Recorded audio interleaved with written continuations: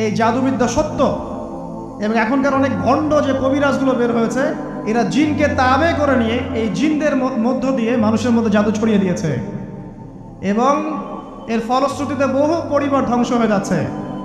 এই জাদুবিদ্যা সত্য। আরও একটা জিনিস সত্য, নবী সাল্লাল্লাহু আলাইহি ওয়াসাল্লাম বলেছেন ইন্না আইনাল হক, চোখের নজর সত্য। নবী করিম সাল্লাল্লাহু আলাইহি ওয়াসাল্লাম বলেছেন চোখের বদনজর সত্য। এই যে আমরা বলি ফেসবুকে এত বেশি ছবি দিয়েন না ভাই, ছবি তুলেন না, ছবি তুলেন না, বারবার যে বলে নিষেধ করি, কারণ কি জানেন? একটাই কারণ, বিকজ চোখ লাগাটা সত্য।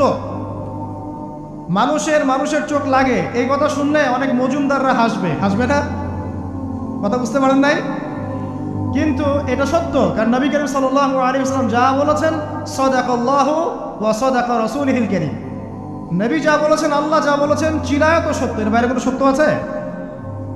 আচ্ছা দেখেন, আমি বললাম যে জাদুবিদ্যা সত্য। এই জাদুবিদ্যার চর্চা মানুষ করে, এখনও করে, এবং এই জাদু দিয়ে মানুষের ক্ষতি করার জন্য জিনের প্রয়োজন হয়, দুষ্ট জিন। এই জিনগুলোকে মানুষ তাবে করে মানুষের ক্ষতি করার চেষ্টা করে। দেখবেন এখন গ্রামে গঞ্জে শহরে সব জায়গায় ছড়িয়ে পড়েছে না? দেখবেন, খুব সতর্ক থাকবেন। আমি পরে সলিউশন বলছি আপনাদেরকে।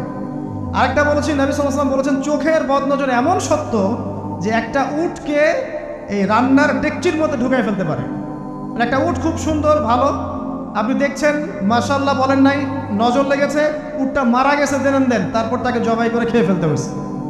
একজন সাহাবী গোসল করছিলেন, গোসল, এটা হাদিস সহিহ, এই আলেম ওলামা যারা আছেন তারা জানেন যে এই হাদিস সহিহ। একজন সাহাবী গোসল করছেন, তার গায়ের চামড়াটা খুব সুন্দর ছিল, একদম স্কিনটা অনেক সুন্দর থাকে না এমন কিছু মানুষ?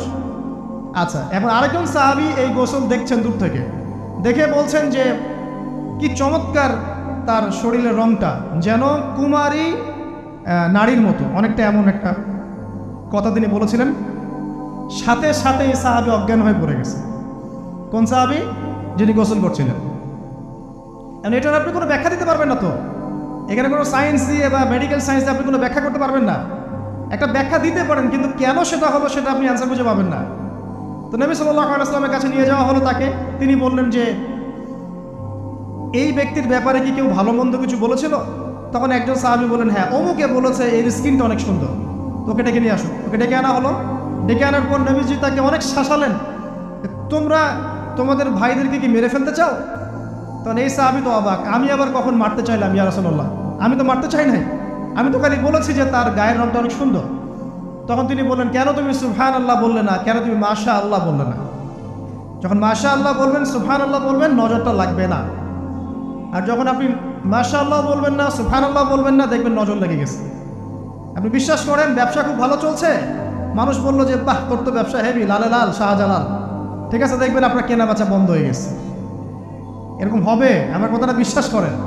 এটা কিন্তু সায়েন্স প্রমাণ করতে পারবে না, আল্লাহ এবং তার রাসূল বলেছেন, তার উপরে কোনো সত্য নেই। আছে সূরা কাহফ 29 নম্বর আয়াত পড়ে দেখেন, আল্লাহ পাক বলছেন ওয়াকুলিল হাক্কু মির রাব্বিকুম, সত্য সেটাই যা তোমার রবের পক্ষ থেকে আসে।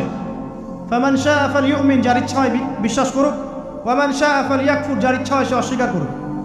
এই কারণে আমরা বলি ফেসবুকে এত বেশি ছবি দেওয়া, এই আই ওয়াশ করা, এই যে শোডাউন করা, হ্যাঁ, ইসলামে কিছু কাজ করলেন একদম মানুষকে না দেখাইতে পারলে ঘুম হচ্ছে না, এগুলো বন্ধ করেন, এগুলো বন্ধ করে দেন আল্লাহর ওয়াস্তে। অফলাইনে কাজ করেন, নিজেকে গোপন করার চেষ্টা করেন। যত বেশি মানুষের কাছে নিজেকে এক্সপোজ করবেন, কাজের বরকত কমে যাবে, কাজের বরকত কমে যাবে, চোখ লাগবে, নজর লাগবে। এবং চোখ লাগা বদ নজরে বহু আলেম আস্তে আস্তে মাঠ থেকে মাইনাস হয়ে গেছে না? যায় নাই? এখন কি আলেমদের সংখ্যা বেশি না কম? যত দিন যাবে আলেমের সংখ্যা আরও কমে যাবে। নবীজি বলেছেন আলেমদের সংখ্যা কমতে থাকবে, মানুষ জাহেলদেরকে আলেম বানিয়ে নেবে। তো প্রিয় ভাইরা, জাদুবিদ্যা সত্য, চোখের বদনজর সত্য, রাতের এই অনিষ্টগুলো সত্য, রাতের বেলা অনেক ক্ষতি আছে।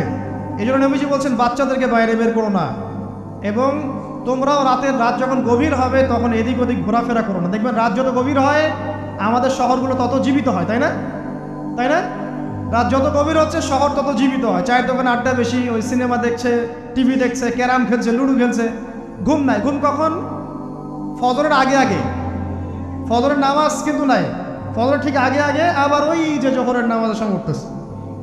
এখন আমাকে বলেন, এরকম জেনারেশনকে দিয়ে কি আসলে ইসলামের কোনো খেদমত হবে? আচ্ছা, নবীজি রাতের বেলা আর্লি ঘুমাতেন, আল্লাহ পাক আমাদের সবাইকে তাড়াতাড়ি ঘুমানোর তৌফিক দান করুন। হ্যাঁ, আপনি ইলম চর্চা করলে রাত জেগে থাকতে পারেন, আপনি যদি জ্ঞান চর্চা করেন রাত জাগতে পারেন, আপনি কোনো গবেষণা করছেন, নামাজ পড়ছেন বা কোরআন হিফজ করছেন, আপনি রাতের আর্লি উঠবেন, এটা আলাদা বিষয়। কিন্তু কমনভাবে আমাদের এই যে ফেসবুক, ইউটিউবিং ইত্যাদিতে আমরা লিপ্ত থাকি, সারা রাতটা কাটাই আড্ডাবাজি করে, এগুলো বন্ধ করতে হবে। এগুলো বন্ধ না করলে ফিজিক্যালি আমরা মানে সুস্বাস্থ্যের অধিকারী হতে পারবো না। সারা দিনটা আমাদের একটা কি বলবো অলসতার ভাবে যাবে এবং দিনের বেলা কাজগুলো ব্যাহত হবে। এতে করে আমাদের উম্মার এই পুরো বড় যে তরুণ প্রজন্ম আছে এদেরকে আপনি সম্পদে পরিণত করতে পারবেন না। তাই এই সিস্টেমটা চেঞ্জ করা দরকার। নবীজি রাতের বেলা এই সূরা বাকারার শেষ 3টা আয়াত তেলাওয়াত করতেন। আমরা করবো ইনশাআল্লাহ। আরেকটা আমল বলে দেই, নবী করিম সাল্লাল্লাহু আলাইহি ওয়াসাল্লাম রাতের বেলা সূরা মুলক তেলাওয়াত করতেন। কোন সূরা এটা? কোন সূরা? তাবারাকাল্লাযী বিয়াদিহিল মুলক। কয়টা আয়াত আছে? 30টা আয়াত আছে। নবীজি বলেছেন সাল্লাল্লাহু আলাইহি ওয়াসাল্লাম এই সূরা আপনাকে কবরের আযাব থেকে বাঁচাবে। ইনশাআল্লাহ কবরের আযাব থেকে তো ভাই বাঁচা খুব সহজ নাকি? আমাদের মধ্যে এমন কেউ নাই, শোনেন, আমাদের মধ্যে এমন কেউ নাই আলেম জালেম মুফতি মুহাদ্দিস রাজনৈতিক নেতা পলিটিশিয়ান বিরোধী দল জাতি তারপরে যে সরকার দল যে আছে না কেন কবরের শাস্তি ফেস করবেন এমন একটা মানুষ নাই, কেউ নাই পৃথিবীতে। এই যে আপনি দেখছেন ওই যে কি ইসরায়েলের প্রধানমন্ত্রী, ওই রাশিয়ার প্রধানমন্ত্রী, ওই চায়নার সভ্যতা, পশ্চিমা সভ্যতা, এমন কেউ নাই পৃথিবীতে এখন যাকে কবরের শাস্তি ভোগ করতে হবে না। আছে? সবচেয়ে লঘু শাস্তি মানে লঘু চাপ, এটা বলতে গেলে আসলে আমি ভাষা হারায় ফেলি। তারপরে বলছি আল্লাহ পাক আমাদের সবাইকে হেফাজত করুন, আমিন। একজন সাহাবীর নাম সাদ বিন মুয়াজ। কি নাম? নবী করিম সাল্লাল্লাহু আলাইহি ওয়াসাল্লামের সাথে একদম ডান হাত হয়ে যুদ্ধ করেছেন দীর্ঘদিন। বদর তিনি বীর সেনা, উহুদের বীর সেনা, ঠিক আছে। খন্দকের যুদ্ধেও বীর বিক্রমে যুদ্ধ করেছেন। তিনি আনসার সাহাবী, একদম মদিনার নেতা সাহাবী। সব সাহাবী কিন্তু একরকম নন, কেউ ছিলেন নেতৃস্থানীয় সাহাবী, তিনি ছিলেন একজন নেতৃস্থানীয় সাহাবী, ঠিক আছে। সাদ বিন মুয়াজ নবী করিম সাল্লাল্লাহু আলাইহি ওয়াসাল্লাম এত ভালোবাসতেন তাকে, এত ভালোবাসতেন যে তাকে নিজের মনে করতেন যে সাদ বিন মুয়াজ আনসাররা আমার নিজের। চারটাখানি কথা। এই সাহাবীর খন্দকের যুদ্ধে এই যে হাতের এই দিকে সম্ভবত হাতের এই রগের মধ্যে একটা তীর এসে লাগে এখানে, এবং তীরটা তিনি বের করতে গিয়ে রক্তটা ছিঁড়ে যায়। এরপর ফিনকি দিয়ে রক্ত বের হওয়া শুরু হয়। চিকিৎসা করে করে রক্ত বন্ধ করা যায় নাই, এবং এই রক্তের প্রবাহিত রক্তেই আল্লাহর ইচ্ছায় তিনি শাহাদাত বরণ করেন, তিনি ইন্তেকাল করেন। নবী করিম সাল্লাল্লাহু আলাইহি ওয়াসাল্লাম প্রচণ্ড ব্যথিত হন, মানে মনটা তার খুব নরম হয়ে যায় সাদ বিন মুয়াজ রাদিয়াল্লাহু আনহুর জন্য। তো এই সাহাবীর যখন জানাজার নামাজ পড়ানো হচ্ছে, নবীজি বলছেন 70,000 ফেরেশতা তার নামাজে অংশ নিয়েছে। আর এই সাহাবীকে যখন কবরে শোয়ানো হয়েছে, নবী করিম সাল্লাল্লাহু আলাইহি ওয়াসাল্লাম পরে জানিয়েছেন কবরের যে মৃদু চাপ, সাদ বিন মুয়াজ রাদিয়াল্লাহু আনহুর কবরেও সেই মৃদু চাপ দেওয়া হয়েছে। আমি কি বুঝাতে পারলাম ভাই? আমাদের কোনো দাম আছে এখনকার পলিটিশিয়ানদের কোনো দাম আছে? এখনকার সমাজ নেতার কোনো দাম আছে? এখনকার সুদখোরদের কোনো দাম আছে? এই ঘুষখোর দুর্নীতিবাজদের কোনো দাম আছে? আমরা যারা কাঠমোল্লা হয়ে আছি আমাদের কোনো দাম আছে? সাদ বিন মুয়াজ রাদিয়াল্লাহু আনহু যদি কবরের শাস্তি তাকে না ছাড়ে, প্রশ্নোত্তর পর্ব তাকে না ছাড়ে, আমরা পার পাবো? নবী করিম সাল্লাল্লাহু আলাইহি ওয়াসাল্লাম বলছেন সূরা মুলক তেলাওয়াত করো রাতের বেলা, ইনশাআল্লাহ সূরা মুলকের তেলাওয়াত কবরের আযাব থেকে তোমাকে বাঁচাবে। আর আমাদের তো ভাই কবরে সবাই সাথে যাবে না, গার্লফ্রেন্ড যাবে না, বাপ মা ভাই বোন সবাই যাবে না। একজন ব্যক্তি সুদ খাচ্ছে, জিজ্ঞাসা করে দেখেন কেন খায়, বলবে তার সন্তানের জন্য খায়, তার বউয়ের জন্য খায়, তার মা বাবাকে দেখতে হবে তাই খায়, তাই না? একজন ব্যক্তি ঘুষ খায়, বলবে আমার পরিবারের জন্য খাই। একজন দুর্নীতি করছে, পুকুর চুরি করছে, বলবে দুর্নীতি করছে আমার পরিবারের জন্য খাই, পরিবার ভালো থাকবে। সবার একই এক্সকিউজ যে পরিবার যেন ভালো থাকে, আমার সন্তানরা যেন ভালো থাকে, আগামী প্রজন্মের জন্য কিছু রেখে যেতে পারি, তাই না? এরকম একটা মানুষও কি আপনার সাথে কবরে যাবে? আরে এই বোকা মানুষ কেন বোঝে না যে আপনার কবরে আপনাকেই যেতে হবে? তাহলে আপনি কি কারণে, অন্যের কারণে নিজের পরকাল নষ্ট করছেন? অন্যের সুখের জন্য আপনি আপনার পরকাল নষ্ট করছেন। সুদ খাচ্ছেন, দিব্যি মায়ের সাথে জেনা করছেন। আপনাদের এলাকায় নাকি সুদের সমস্যা অনেক বেশি। কয়েকটা হাদিস বলে দেই, আমি ওদেরকে আক্রমণ করতে আসি না। আমি শুধু তাদেরকে 3টা হাদিস শোনাতে এসেছি। 1 নম্বর হাদিস শোনেন।